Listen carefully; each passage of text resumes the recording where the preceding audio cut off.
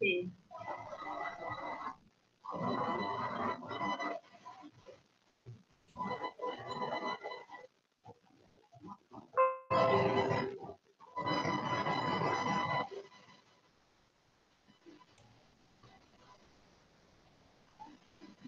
Beleza. Vocês estão vendo a tela direitinho aí? Tá tranquilo?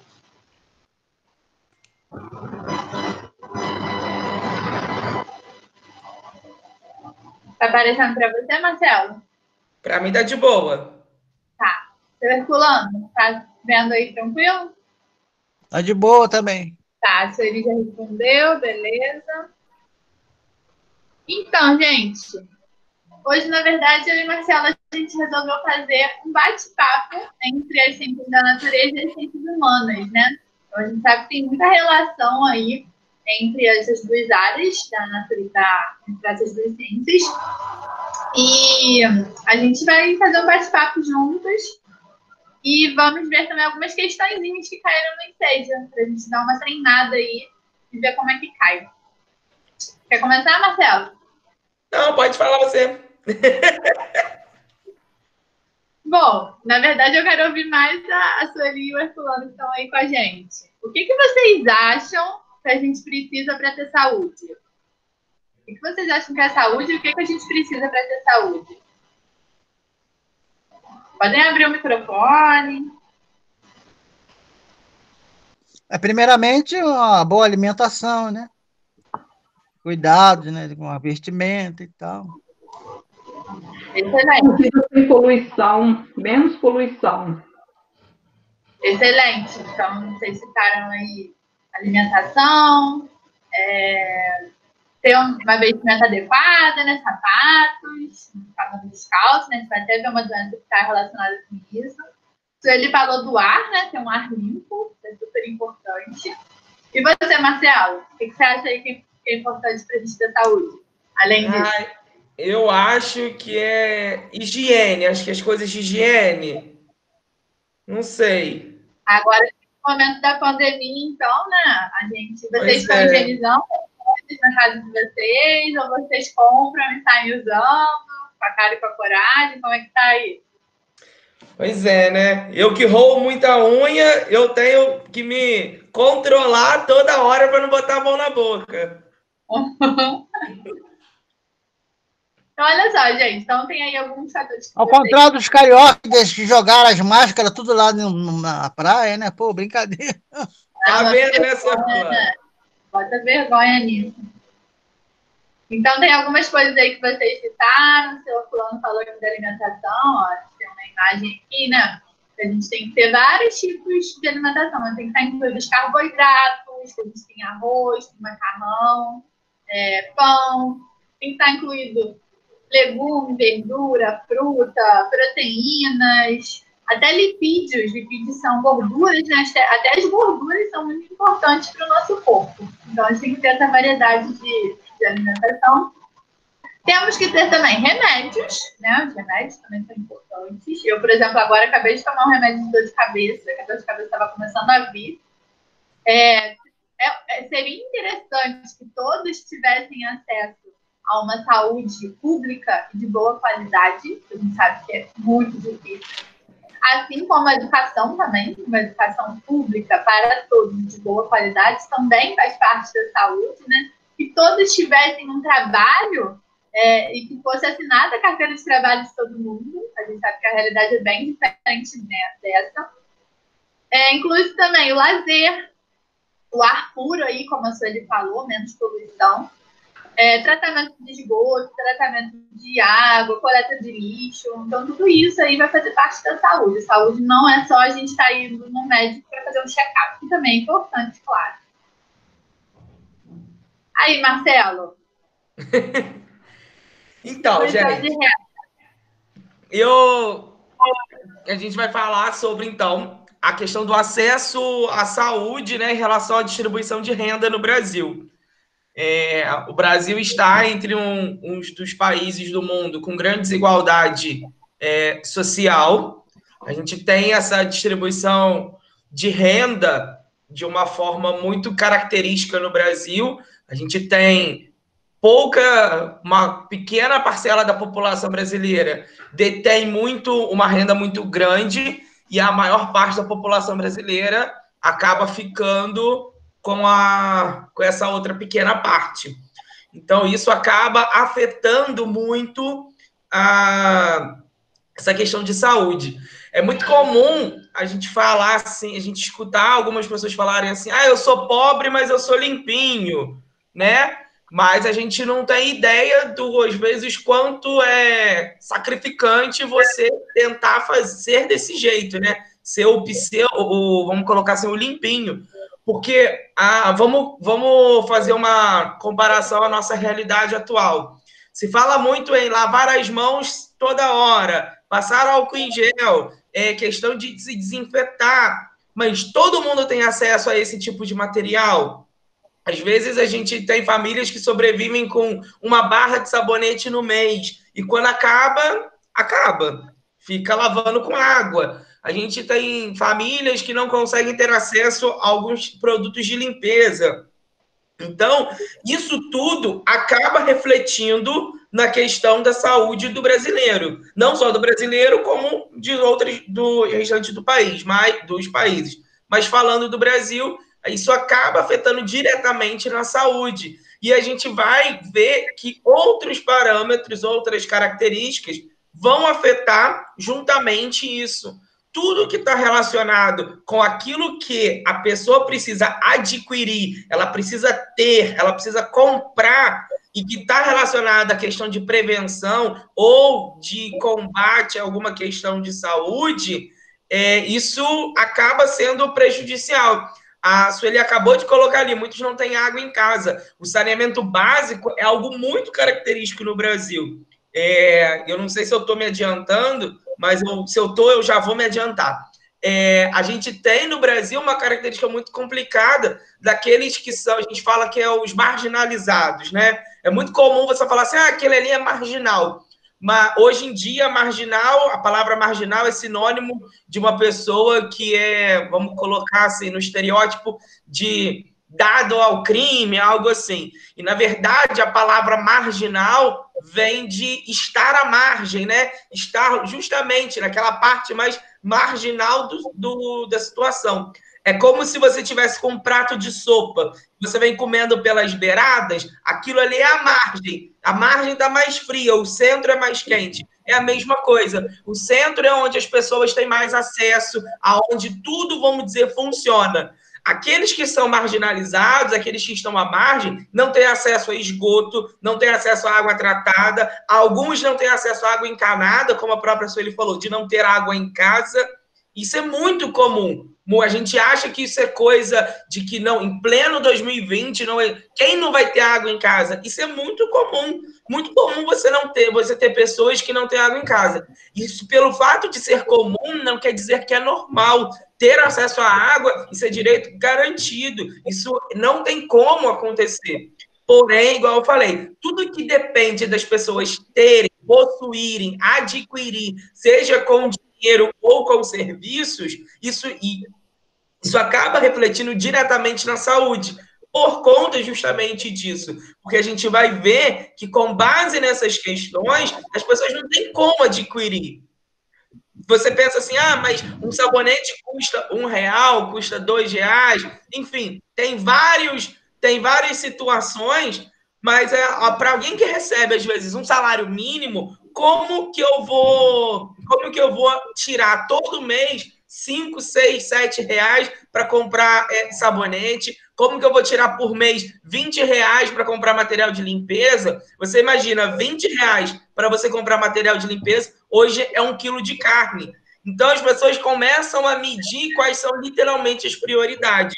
E isso tudo acaba interferindo diretamente na situação da saúde do brasileiro. Novamente eu digo, a gente tem no Brasil uma desproporção muito, muito, muito grande. A gente tem uma pequena parcela da população que ganha muito, que fica com a maior fatia do bolo, e aí a gente vem com uma outra parte que não ganha muito, mas que tem um poder aquisitivo, que fica com essa outra parte, e literalmente as migalhas sobram para a maior parte da população brasileira.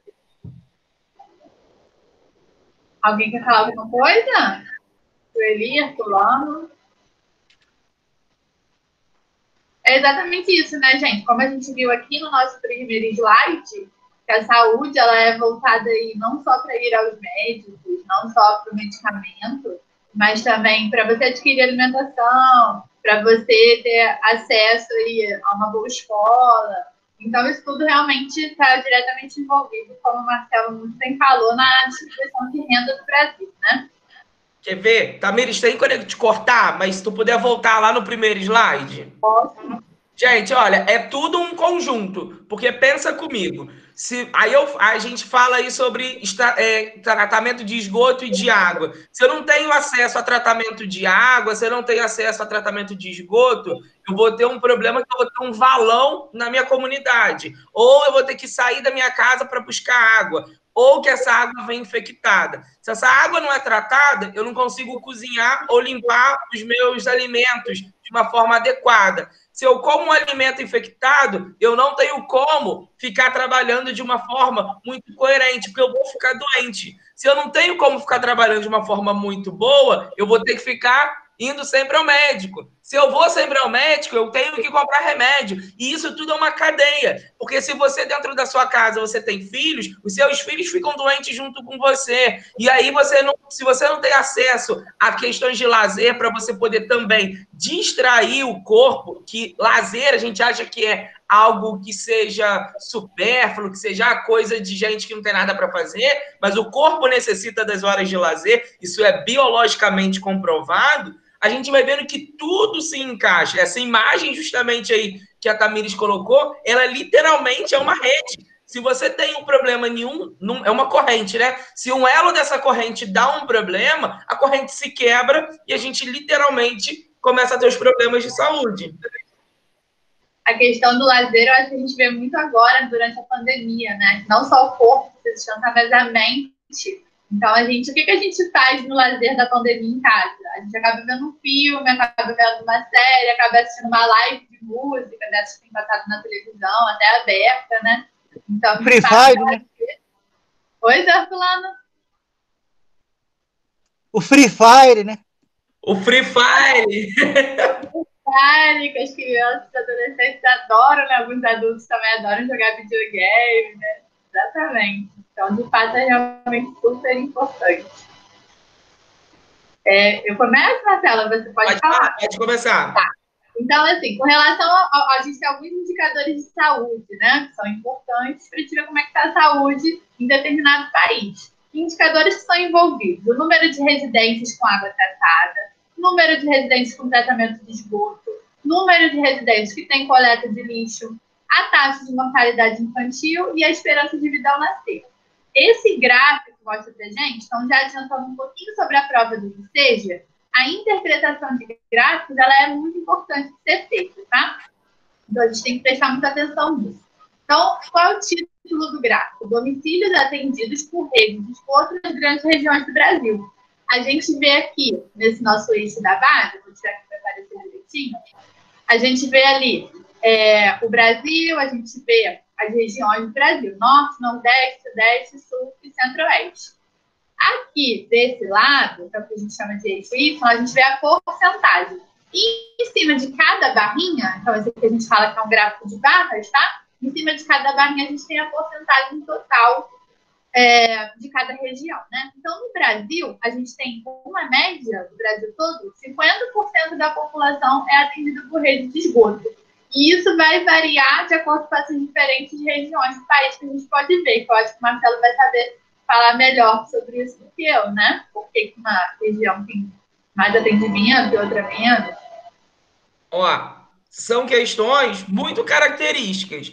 Lembra que quando a gente fala dessa divisão do Brasil por regiões, nós vamos dividir os estados de acordo com esses quesitos. Norte, Nordeste, Sul, Sudeste e Centro-Oeste é o que a gente chama de regionalização oficial, que é a regionalização político-administrativa brasileira. Nós temos aí Sudeste e Centro-Oeste, as duas regiões com o maior número de domicílios atendidos por rede de esgoto nessas regiões. E aí eu vou justificar por que eu tenho essas duas regiões.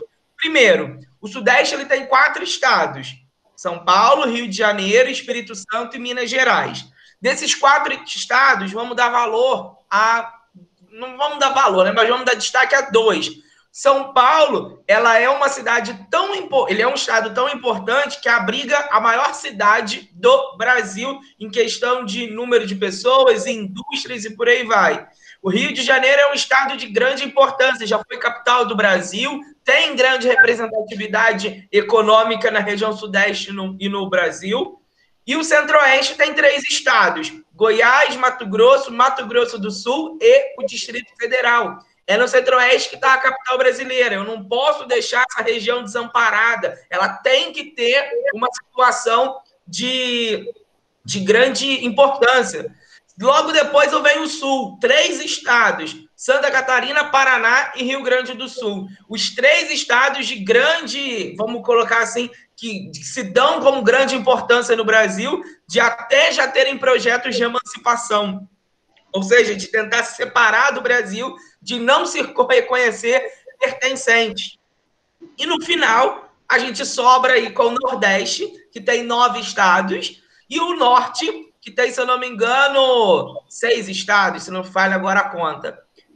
O que ocorre é que a gente vai ver, e isso aqui é uma questão muito interessante, porque quando a gente fala de água e fala de tratamento de esgoto, as regiões que têm os estados mais, vamos colocar assim, com desenvolvimento menor, que é o Nordeste e o Norte, são aqueles que apresentam os menores índices. Entendeu? Aonde eu tenho uma importância industrial maior, aonde o meu dinheiro me é mais favorável, eu vou justamente olhar de uma forma melhor, eu vou tratar de uma forma melhor esses estados. Por isso que Sudeste, Sul e Centro-Oeste tem esse grande destaque aí nesses domicílios com rede de esgoto. E eu acho legal também a gente pensar na nossa cidade, né? Já que a gente está aqui batendo um papo. Vocês todos, né? Acho que o Yuri está aí também. Tá. Yuri, Marcelo, Sueli e Fulano. Vocês têm tratamento de esgoto na casa de vocês? A gente sabe que o tratamento de esgoto aqui na cidade é feito pela empresa da Água do Imperador, né? Das Águas do Imperador. E queria saber se vocês têm. A do Quitandinha, a gente paga, mas não tem tratamento de esgoto. Aqui no Bing tem, né? O Quitandinha, a gente paga aquela taxa, né? Mas não tem aquela coisa de tratamento. É porque automaticamente, quando você tem água da Água do Imperador chegando na sua casa, automaticamente você tem uma taxa, que é a taxa da rede de esgoto, né? Ó, a Sueli falou que não tem. Yuri falou que lá no centro tem. Eu vou dar um exemplo. Eu, quando os meus pais moram em Pedro do Rio até hoje, aqui para o centro acho que é mais difícil acontecer isso, mas lá para baixo, para Correias e Itaipava, isso é muito comum. Se você mora nas casas que são à margem do rio, você não paga esgoto. Por quê? Porque você já despeja seu esgoto direto no rio. Se você mora do outro lado da rua, aí você paga taxa de esgoto, que é para a Águas do Imperador fazer o seu transporte do seu esgoto direto para o rio. A não ser que você prove que você tenha fossa. Aí, se você tem fossa, você não precisa pagar essa taxa de esgoto. Aqui para o centro, acho que centro, Quitandinha, Bingen, acho que isso não ocorre. Mas lá para baixo é muito comum isso. Se você é muito comum, literalmente, o esgoto ele vai direto para o rio. E isso é muito ruim, porque desde muito tempo, Yuri, aí que dá aula de história na ativa mais tempo do que eu, pode me corrigir se eu estiver errado, a gente tem, por exemplo, os rios das cidades, eles eram vistos apenas como canal de escoamento de esgoto. Lá na Inglaterra, na época da Revolução Industrial, lá no século XVII, se não me falha a memória, 17 ou 18, a gente tem lá as fábricas jogando esgoto direto nos rios. O fundo das casas eram virados para os rios. Petrópolis vem com uma ideia de colocar a frente da casa virado para o rio, para poder justamente tentar não fazer que o rio ficasse numa situação de sendo esse lixo, vamos dizer assim, esse lixo aquático, né? Isso aí, o Yuri fala, tanto que foi um avanço valorizar os rios. Realmente, o projeto da cidade é um avanço nessa situação. Ninguém jamais teria pensado em valorizar os rios dessa forma. E isso está relacionado à questão do tratamento de esgoto. Seu Herculano falou ali, né? Lá no Quitandinha a gente paga e não tem. Existiu um debate isso há muito tempo aqui em Petrópolis sobre isso, porque tem uma estação de tratamento ali na Washington Luiz, né? Onde é do lado da maçonaria, tem uma outra ali no Bingen, em frente ao Santa Teresa, e tem uma outra na entrada da Mosela, acho que tem mais alguma, não vou me lembrar agora, e que o pessoal estava pagando a taxa de esgoto, foram fazer uma medição da poluição nos rios, e desde que foram criadas, a taxa de esgoto não diminuiu suficiente ou aumentou, inclusive. Isso é ruim, porque o serviço não está sendo bem feito. A gente tem uma estação de tratamento lá em Itaipava, mas não dá conta. Se você for pensar, eu não conheço nenhuma estação que tenha de Itaipava para baixo. Ali, a estação é na Estrada de Teresópolis, né? Então, dali para baixo, até a Posse, que pertence à nossa cidade, não tem estação de tratamento. O esgoto inteiro é despejado nos rios. E aí, isso prejudica, é o que a gente falava lá atrás. Se eu tenho um esgoto que não é tratado, como que eu vou ter essa situação de favorecer a saúde? Exatamente. E aqui em casa também não tenho tratamento de esgoto. Não dá voto, né, gente? É igual de voto, né? Eu ouvi uma vez falar que que para dar voto tem que ser coisas que você consiga enxergar. Fazer fossa não enxerga, então não é atrativo. Fazer um biodigestor não tem como, porque não é atrativo. Isso tudo realmente é muito prejudicial. Verdade. Então, aqui em casa também não tem tratamento de esgoto, que a gente tem fossa.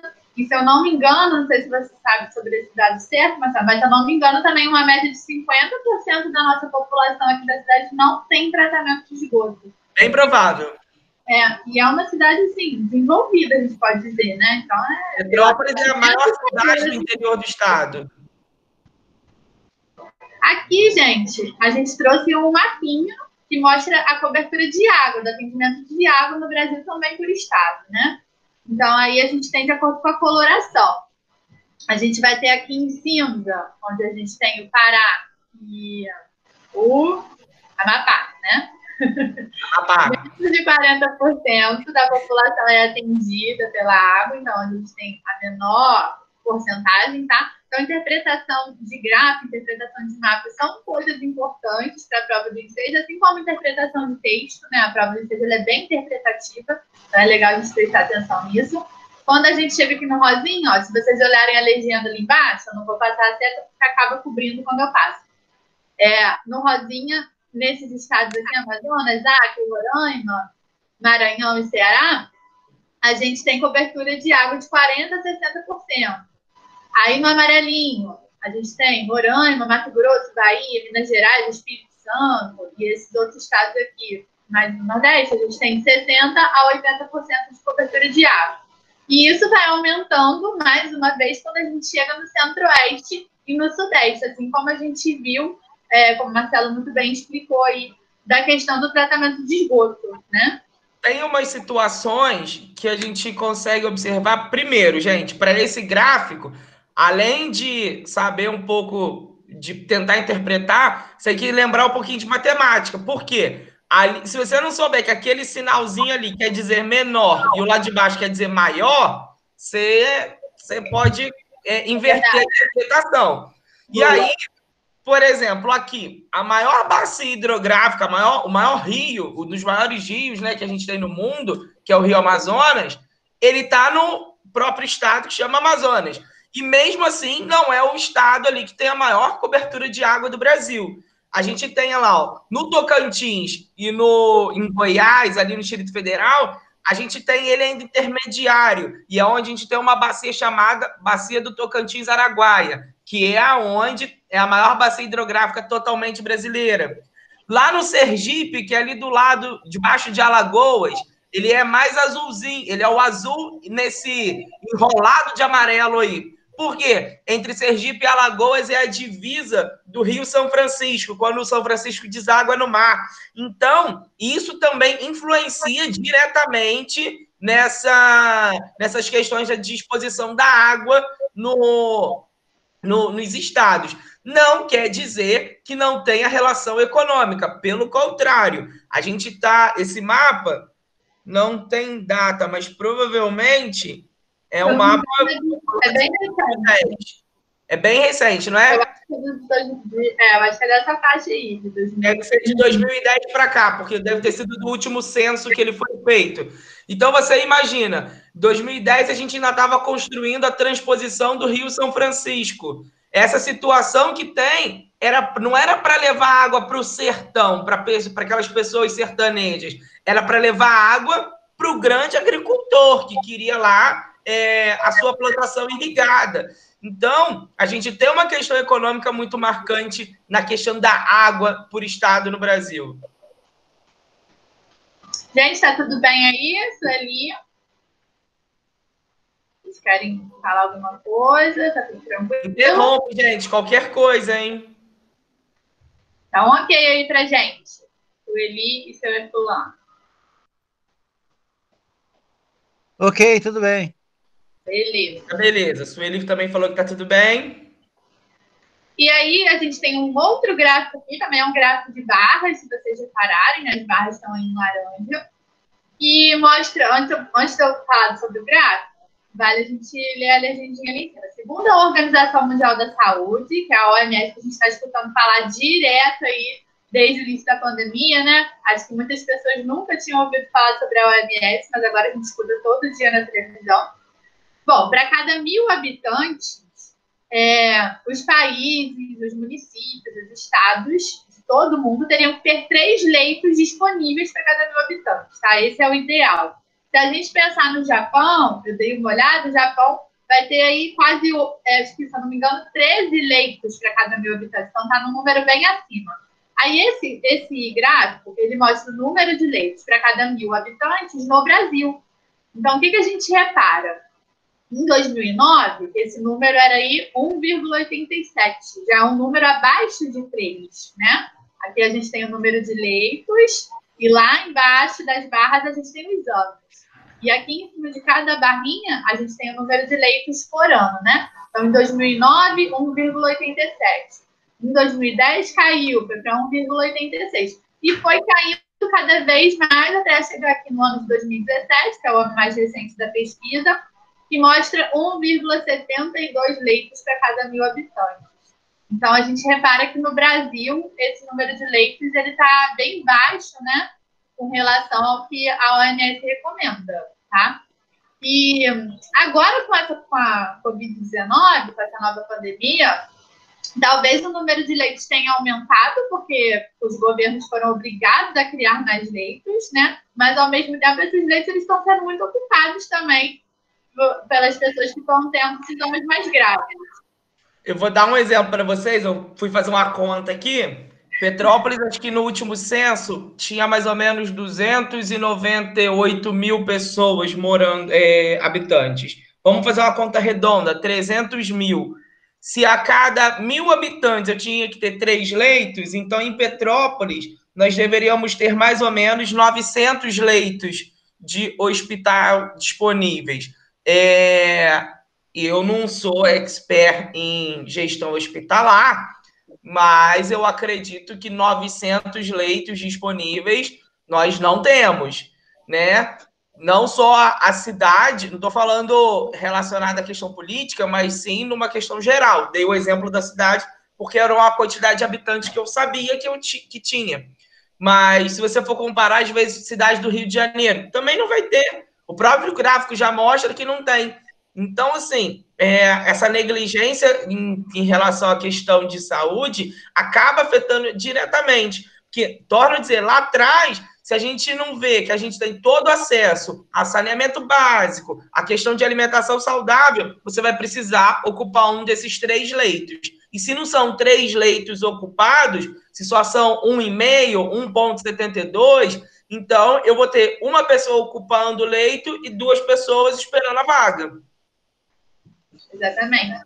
Que é o que está acontecendo agora. A gente viu na Itália, né, que os médicos começaram a ter que escolher quem ia viver e quem ia morrer.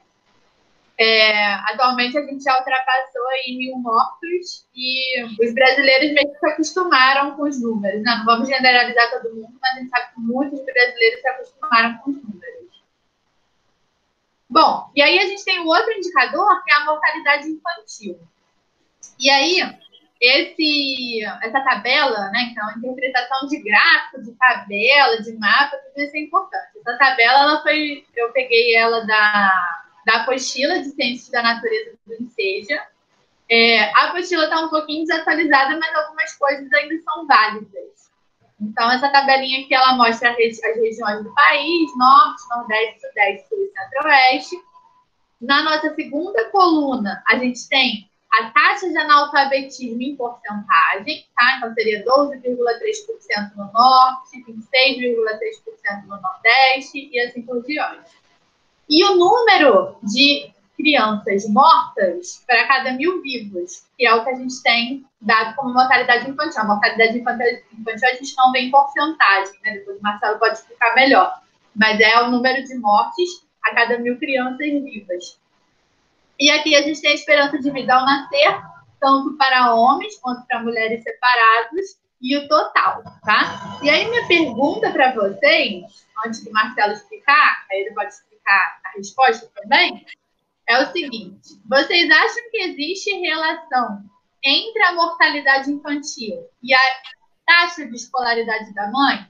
Então, só dando um bizu aqui, né? A taxa de escolaridade, ela estaria aqui nessa coluna, né? Que seria o analfabetismo em porcentagem. Vocês acham que quando vocês olham essa coluna, vocês vão comparar com essa daqui, que é da mortalidade infantil? Vocês conseguem enxergar alguma relação de acordo com as diferentes regiões do país? Podem responder. Sim. Sim, mas o que a gente pode pensar aí que isso realmente pode estar relacionado? A região Nordeste ela é mais afetada, ela é carente. A gente vai ver, olha, o Nordeste, ele tem a maior taxa de analfabetismo e também tem a maior taxa de mortalidade infantil. Falando de estudos de população, a gente tem a taxa de natalidade, que é aquela taxa, eu costumo falar que a natalidade é de Natal. E Natal lembra nascimento de Jesus, então é justamente isso. Natalidade quer dizer nascimento. Então, eu tenho a quantidade de nascidos vivos numa proporção por 1.000. Depois, eu tenho a mortalidade geral, que é a mesma coisa, o número de mortos na proporção de 1.000. Esperança de vida ao nascer ou expectativa de vida, que é mais ou menos quanto você acha que uma pessoa vai viver, né? Quanto você acha, desculpa. É a média de idade que as pessoas vivem naquela cidade, estado ou país, e a taxa de fecundidade, mas não entra agora. A mortalidade infantil, ela é contada separada da mortalidade geral. Por quê? Porque se uma criança nasce viva e morre, ela entra na contagem de mortalidade infantil, porque tem que se ter uma ideia do porquê que a criança está morrendo. Se eu não me engano, a Tamires vai saber me explicar, me confirmar melhor, mortalidade infantil, eu acho que é até 1 ano e 11 meses, ou até 11 meses, eu não me lembro agora, que é justamente a conta que a gente faz para saber, para considerar como mortalidade infantil. Por quê? Se eu tiver muita criança morrendo nessa idade, eu tenho que identificar algum problema. Ou é problema com a mãe, ou é problema de alguma doença característica numa localidade, ou é algum problema de vacina, pode ser N problemas que, por mais que possa parecer responsabilidade dos pais, é muito mais responsabilidade do governo do que dos pais. Porque se eu tenho uma grande quantidade de crianças nascendo vivas e morrendo, isso é muito prejudicial, tanto para a imagem do país internacionalmente, como de uma forma muito grande de gestão. Uma UTI para um recém-nascido é infinitamente mais cara do que uma UTI de uma pessoa adulta, porque inspira cuidados muito diferentes. Mas, enfim, como Tamires falou, tem alguma relação da taxa de analfabetismo com a mortalidade infantil? Totalmente. Assim como tem relação da taxa de analfabetismo com a questão da própria natalidade. Hoje em dia, as mulheres preferiram estudar mais tempo do que ter filhos. Eu vou dar o exemplo da minha avó. Minha avó teve 6 filhos. A avó do meu cunhado teve 13. Então, assim, antigamente, ter filho era sinônimo de mão de obra. Eles iriam ajudar na lavoura, iriam ajudar na casa, no trabalho, trazer dinheiro para a família no geral. E aí, se eu tenho essa taxa de analfabetismo muito alta, que igual é o caso ali do Nordeste, que é alta, e essa questão da mortalidade infantil, as mães não têm condições de sustentar, às vezes, seus filhos. Engravidam muito cedo, não têm acesso a um grande sistema de saúde, ou não têm acesso a nenhum sistema de saúde, e por aí vai. Isso favorece com que a mortalidade infantil aumente cada vez mais. Lembra que a gente falou, a questão do saneamento básico, é muito comum a gente ver essas pessoas morando em casas muito paupérrimas. E aí se fala, mas tem o auxílio do governo, tem o Bolsa Família. Eu vou dar um exemplo que eu escutei no jornal hoje de manhã, que eu até nem fizeram uma comparação e eu fiquei extremamente assustado. O Bolsa Família custa um pouco mais de 30 bilhões de reais ano. O auxílio emergencial que o governo liberou está custando 50 bilhões mês. Então, você pensa essa diferença. Não é... A gente costuma muito ouvir, né? As pessoas estão engravidando para ganhar o Bolsa Família. Não é com 140, 160 reais que alguém vai ficar rico. Mas, às vezes, é esse pouco que pode justamente não fazer com que o Nordeste tenha 60 crianças mortas, 70, 80, 90 e por aí vai. A gente vai vendo que, por exemplo, países com desenvolvimento muito menor do que o Brasil têm uma taxa de mortalidade infantil infinitamente alta. Vou dar o exemplo do Haiti. É um país na América Central que tem as taxas deles são extremamente altas. A taxa de natalidade é alta, a mortalidade infantil é alta, a mortalidade geral é alta e a expectativa de vida é baixa. As pessoas morrem muito cedo, nasce muita criança, morre muita criança e morre muita gente. Então, desbarra nessas questões. Quando a gente fala de esperança de vida ao nascer, é justamente porque quando eu tenho alimentação saudável, acesso a sistema de saúde, acesso às questões de saneamento básico, quanto melhor eu sou assistido, maior a minha longevidade, mais tempo eu vou viver. Essa tabela, ela hoje já é, graças a Deus, essa tabela já está bem diferente. A gente tem, no geral, a expectativa de vida, por exemplo, do homem em São Paulo, hoje é 2 anos a menos que um homem na Espanha. A expectativa de vida de uma mulher hoje no estado de São Paulo é a mesma de uma mulher espanhola. Então, assim, a gente já evoluiu bastante, a gente já está crescendo. Graças ao quê? Graças principalmente ao sistema de saúde. Evolução de vacina, melhoria na rede hospitalar, acesso a saneamento básico, melhoria nas questões de atenção ao idoso e por aí vai. Às vezes parece uma coisa muito pequena, mas, na verdade, isso lá no final faz uma diferença muito grande. Perfeito. Tranquilo, gente? Alguém comentar alguma coisa?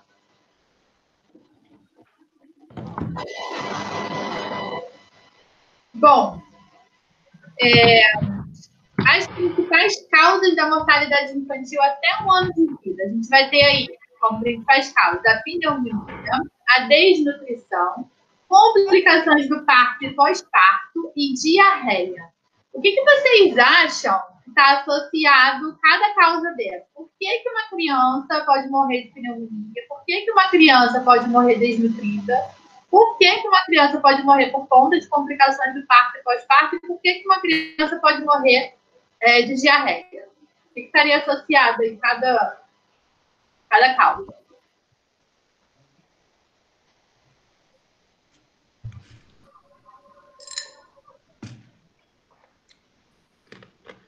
A desnutrição, né?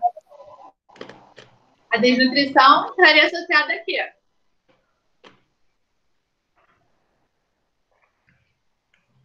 Ó, eu vou dar uma dica, porque eu vou pegar o mais fácil e eu acho que desses aí, eu acho que eu só sei 2. Então eu vou falar um.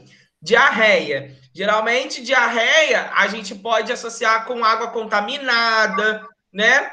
Então, isso tudo influencia nessa questão. Isso aqui a gente está falando de mortalidade infantil, né? Mas pensa, a gente, se tomar alguma coisa diferente, isso causa um rebuliço na nossa barriga danado. Na criança que não tem anticorpos, que é um neném ainda de até 1 ano de vida, ela consegue morrer de diarreia. Entendeu? Então já tem uma dica. Diarreia, a gente pode falar que é água contaminada. E o resto? Seria água contaminada, falta de saneamento básico, né? Que é os próximos slides a gente vai falar sobre isso. Desnutrição, basicamente, a pessoa não tem dinheiro para comprar uma variedade de alimentos. Então, também está super relacionado com tudo que a gente falou até agora. Se você não tem aquisição financeira, você não vai conseguir comprar alimentos diferenciados. Então, verduras, legumes.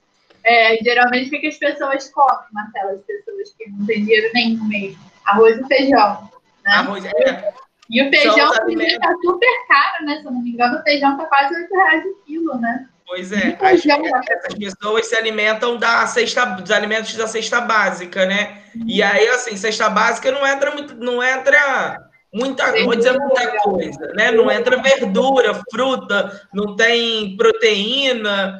Então, assim, é o grosso, né? O que dá realmente, como dizia meu avô, sustância, né? Que é o arroz, feijão, farinha, fubá. São os alimentos da cesta básica. Só que isso não nutre, não é suficiente, né? A gente precisa de uma gama de nutrientes aí, igual a Tamires pode falar muito melhor do que eu, porque é uma questão do biológico, o corpo precisa disso.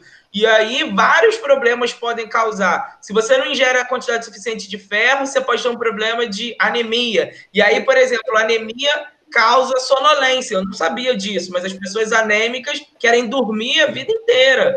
E várias outras coisas. Isso, perfeito. No caso da anemia, o que acontece é que a gente fica com menos glóbulos vermelhos, né? Que são as hemácias. Os glóbulos vermelhos, eles carregam oxigênio pelo nosso corpo. E é o oxigênio junto com o açúcar, então por isso que é importante a gente comer carboidrato, porque carboidrato tem bastante açúcar, que dão energia para o nosso corpo. E aí, se a gente não tem esses glóbulos vermelhos para transportar o oxigênio, a gente não consegue produzir energia suficiente, por isso que a gente fica tão cansado querendo dormir o tempo todo. Então, realmente, o principal sintoma de uma anemia é o cansaço. Bom, a pneumonia e complicações do parto e pós-parto já vão ser causadas por uma falta de médico, né? Por uma falta de saúde que seja apropriada para todos, como a gente também comentou. Mas o que eu queria falar mais com vocês, que é bastante cobrado aí no Esteja, eu trouxe algumas questões. A má distribuição de renda e a falta de saneamento básico nos leva a ter doenças de países ricos e pobres. Então, no Brasil, a gente vai ter doença de país rico. O que seria doença de pessoas ricas? Hipertensão, né? Que é a pressão alta. Marcelo tem, não tem, Marcelo? Tem. Marcelo tem uma doença de rico. Mas é porque, assim, hipertensão tá difícil fugir, né, gente? Porque todo mundo hoje em dia é muito estressado, a correria do dia a dia faz com que a gente acabe ficando hipertenso. Fora a alimentação, porque a alimentação com muita quantidade de sal também pode ajudar a provocar hipertensão. E tem também a genética, que também vai estar envolvida. Outra doença de rico seria o câncer. Também hoje em dia, ninguém mais consegue fugir de câncer. A gente tem o CTO aqui em Petrópolis, que tem um atendimento muito bom, né? Super especializado. E o que seriam as doenças de pobres? De países pobres que a gente também tem. São as doenças causadas pela falta de saneamento básico. Então, quando a gente fala de saneamento básico, a gente fala principalmente aí do tratamento de esgoto de água, né? é, Marcelo? Certo? Sim.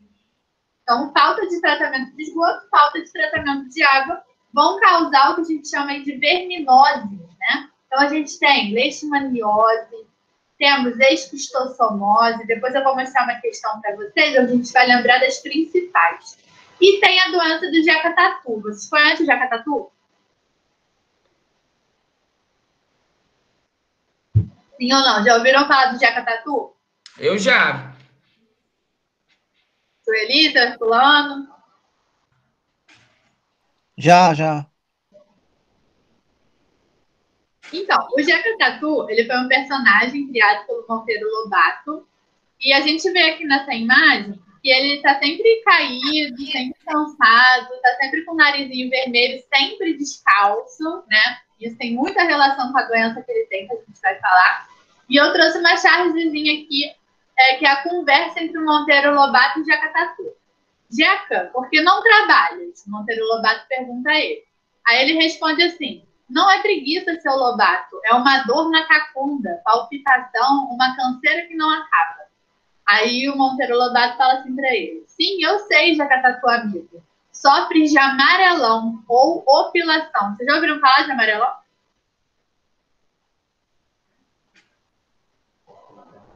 Não. Não? Tem no sangue e nas tripas? Ele diz que sim. Um jardim zoológico da pior espécie. É essa bicharia que te faz papudo, feio, molengo e inerte. Só tens um remédio, o verdadeiro específico do amarelão. Anquilostomina contora. Então, na verdade, o amarelão ele pode ser conhecido também como ancilostomose, tá? É uma doença causada por um verme, que é um verme ancilóstoma. E o que acontece? Esse verme, ele fica presente no solo por falta de saneamento básico. Esse solo pode ser contaminado aí pelas fezes, né? Por falta de saneamento básico, como o Marcelo falou. Essas fezes, elas podem ir para o rio, do rio acabam chegando no solo. Se você anda num solo que está contaminado por fezes, automaticamente acaba tendo alguns vermes lá. E aí, o Jeca-Tatu, ele só anda descalço, ele não tem sapato. Então, o que aconteceu? A larva do amarelão, larva entre aspas, tá, gente? A larva desse verme, ela penetrou no pé do Jeca-Tatu. E aí, nisso que ela penetrou no pé do Jeca-Tatu, ela caiu no sangue e foi parar lá no intestino. Lá no intestino, ela vira um adulto. Lá ela vai se reproduzir e vai liberar mais filhotinhos, entre aspas, tá? Vamos dizer assim para vocês entenderem. Esses filhotinhos, eles vão sair junto com as fezes de Jeca-Tatu e aí vão contaminar o solo novamente. Então é um ciclo. E é uma verminose que o Jeca-Tatu tem, que a gente vai ver aí que as verminoses são cobradas na prova. Quer falar alguma coisa, Marcelo? Não, isso é muito... Se a gente for colocar... O Jeca-Tatu, nessa ideia do Monteiro Lobato, ele é uma pessoa que a gente chama de campesina, né? Uma pessoa do campo, mas também é uma pessoa de qualquer ambiente marginalizado. A gente não pode esquecer que as questões de tratamento de esgoto, água encanada, isso nunca, gente, nunca vai ter no centro de uma grande cidade ou de uma cidade de tamanho normal. A gente não pode imaginar que todo mundo vai ser desse jeito, porque não é, entendeu? Isso é muito, são doenças, as verminoses, não sei se é a verminose ou as verminoses, tá, Mitch? Mas as doenças causadas por vermes, vamos colocar assim, elas são características de população pobre. Ah, quer dizer que rico não pega verme? Pega. Pega porque todo mundo pega verme, né? Todo mundo devia de ano em ano tomar seu remédio de verme e tudo mais. Mas verminoses são doenças características de população de baixo poder aquisitivo. Por quê? Porque se a pessoa tem acesso a rede de esgoto, água encanada, água tratada, se pode, às vezes, comprar água mineral, muito assim, não é que muito difícil vai pegar, mas diminui, de uma forma geral, as chances de pegar esse tipo de doença. O Jeca, ele anda de pé descalço, trabalha às vezes no campo ou na lavoura, ou então é aquela pessoa que está sempre com a mão suja e passa a mão no rosto, come de qualquer jeito, vai sempre com a mão de uma forma de qualquer jeito, e isso contribui para que ele possa assim, se contaminar. A gente vê a diferença na própria imagem do Monteiro Lobato e do Jeca Tatu. Então, você vê como que são as situações. Essas doenças, vamos colocar doença de rico e de pobre, minha avó falava, rico não pega, minha avó fala, né? Rico não pega verme, rico não tem doença de bicho de pé, rico não tem frieira. Por quê? Porque são literalmente essas doenças e a gente associa isso como doença de pobre, doença de pessoas mais pobres. E, de fato, acabam infringindo demais nessas pessoas. Por quê? Por conta que elas têm vários problemas no sistema de disponibilidade desses serviços que causam essas doenças. Ninguém pega verme porque quer, ninguém tem giardia porque quer, ninguém tem nenhum tipo de verminose porque quer, né? É porque é justamente isso, igual a Tamiris falou, se essa larva cai na corrente sanguínea, entra no corpo da pessoa e depois ele joga seu esgoto em qualquer lugar, isso é ruim. Se o esgoto é jogado num aterro ou num valão, ele contamina o lençol freático e aquela água que depois pode ser utilizada, ou que cai num lago, ou que cai num açude, contamina outra pessoa. Ou se um animal bebe daquela água vamos supor, se você dá água para os porcos, daquela água contaminada, eu não sei se pode, Tamires, o animal contaminar a gente. Então, assim, acaba sendo um ciclo, né? E um ciclo, literalmente, se você não cortar um elo desse ciclo, o ciclo vai continuar, como é na música do Rei Leão. É um ciclo sem fim, vai ficar até acabar. Gente, então tem uma questão que eu trouxe do ano passado, ela é bem recentezinha, que fala assim, ó, as políticas sanitaristas empreendidas por alguns países quase eliminaram doenças infecciosas como diarreias bacterianas, verminoses intestinais e esquistossomose. Há um século, elas representavam 20% das causas de mortalidade e hoje são responsáveis por apenas 2% dos falecimentos.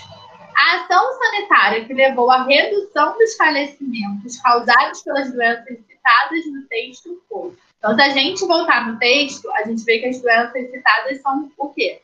Diarreia bacteriana, verminose intestinal e esquistossomose, tá? Eu vou falar um pouquinho de cada uma, mas antes eu queria que vocês tentassem achar a resposta sozinhos. Então, qual foi a ação sanitária que levou à redução do falecimento por essas doenças? Letra A, diminuição da quantidade de mosquitos transmissores de doenças. Letra B, interrupção do despejo de esgoto nas fontes de água para uso doméstico. Letra C, redução do número de ratos e baratas nas moradias dos habitantes. Ou letra D, eliminação de áreas com acúmulo de lixo próximas às residências. O que vocês marcariam?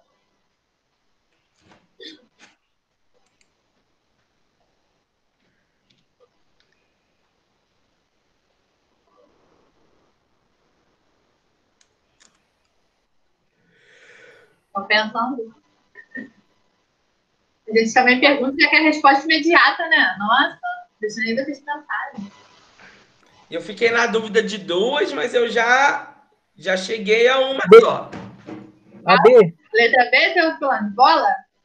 Sueli também, foi na B. Sueli também. A B. Eu tô com vocês. Vocês acertaram, letra B. E aí, só explicando. Então, parabéns, hein? Então, olha só. Doenças infecciosas como diarreias bacterianas. Gente, geralmente, se a questão tratar de diarreia é alguma doença causada por falta de saneamento básico, tá? Porque esse é um dos sintomas de todas as verminoses que são causadas por falta de saneamento básico, diarreia. Logo em seguida, ele fala verminoses intestinais. Então, o que são isso? São vermes que ficam no intestino. Então, também, falta de saneamento básico. E a esquistossomose, talvez vocês não lembrem do nome, daqui a pouco vai ter outra questão, não sei se vai dar tempo de fazer hoje, mas de toda forma, uma outra questão que eu explicaria como que é a esquistossomose, mas também é uma verminose. Então, a letra A, quando ele fala diminuição da quantidade de mosquito transmissor, pessoal, vocês vão ver que prova do INSEJA, Ciências da Natureza, falou de mosquito transmissor, vai estar falando de dengue, zika, chikungunya e febre amarela, tá? Então, quem transmite dengue, zika, chikungunya e febre amarela é o Aedes aegypti. Então, basicamente, sempre que fala de mosquito transmissor, vai vir trazendo essas doenças. Aí o gabarito letra B, como vocês viram.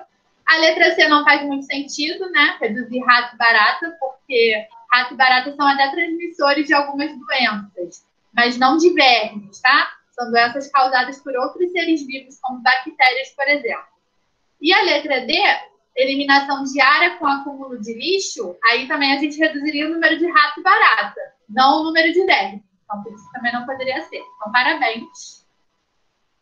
Tem uma outra questãozinha, que é de 2018, foi uma prova PPL, né? PPL, se eu não me engano, são pessoas privadas de liberdade, né? Isso. Então, a gente tem Enem PPL, que é o Enem aplicado para pessoas privadas de liberdade, tem o Enseja também, aplicado para essas pessoas. Mas, assim, as provas são muito parecidas, tá, gente? Chega a ter a questão igual, repetida mesmo. Então, é bem tranquilo a gente jogar essa questão aqui, que poderia ser uma questão da prova de vocês. Fala assim, alguns parasitas que provocam doenças no ser humano, como a ténia, o esquistossoma, a filária, o ancilóstomo, entre outros, desenvolvem parte de seu ciclo de vida em outros animais, tais como o caramujo, o porco, o mosquito, os cães e outros, sendo por isso chamados de hospedeiros intermediários. Então, é o que o Marcelo falou. Os vermes, eles podem afetar outros animais, né? Outros seres vivos, como o próprio cachorro, por exemplo. O próprio gato, cachorro, quem tem cachorro e gato sabe que tem que dar remédio de verme todo ano. E a gente também tem que tomar, inclusive. Relacione o hospedeiro intermediário. Então, esses animais, a gente chama de hospedeiro intermediário. Por quê? Porque antes desses vermes afetarem nós, seres humanos, eles afetam esse animal. Então, é como se fosse um intermediário. Por isso que a gente chama de hospedeiro intermediário, tá? O hospedeiro é todo ser vivo em que o verme vai entrar. Então, a gente é um hospedeiro do verme, por exemplo. Se o cachorro estiver com verme, ele também vai ser um hospedeiro. Mas como ele é um intermediário entre o verme e a gente chama ele de intermediário. Então, relacione o hospedeiro intermediário que se encontra na condição citada com a respectiva verminose que está envolvido. Letra A, cão com filariose. Letra B, porco com teníase. Letra C, caramujo com ancilostomose. Ou letra D, mosquito com esquistossomose. Essa daí, ela realmente é um pouco mais complicada que a primeira, porque a gente teria que lembrar um pouquinho de cada doença dessas. Vocês têm alguma ideia? Teriam algum chute?